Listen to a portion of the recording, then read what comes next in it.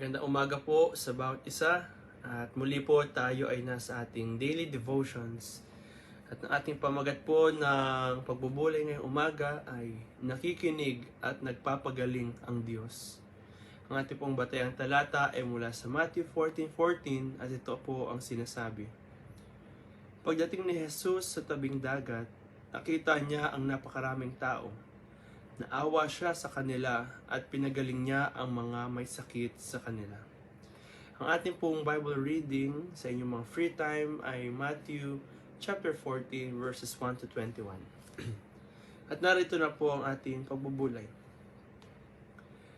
Nahaharap ba ang kapamilya mo sa isang sakit na pabalik-balik at parang hindi tumatalab ang gamot? Meron ka bang sakit na parang wala ng lunas sa tagal ng panahong nagpapagamot ka at nauubos na ang pera mo? Para sa mga taong nasa ganitong kalagayan, talaga namang lahat ng solusyon ay itatry nilang gawin. Ang mga taong nakatunog sa healing powers ni Jesus noon ay nagtry ding sundan siya at umasa na mapapagaling ang sakit nila o ng kanilang asawa at anak.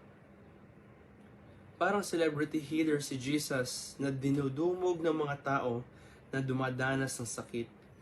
Kahit na nasa gitna si Jesus ng retreat niya, hindi niya natiis na puntahan at harapin ang mga tao para pagalingin sila. Si Jesus, advance mag-isip at maunawain. Compassionate din siya. At di kanya matitiis kung humihingi ka ng saklolo mula sa isang napakabigat na sitwasyon tulad ng pagkakasakit. Tumawag ka sa kanya at magtiwala ka kahit parang impossible na gumaling ang sakit mo o ng iyong mahal sa buhay. Kaya mo yan. Huwag kang mawala ng pag-asa.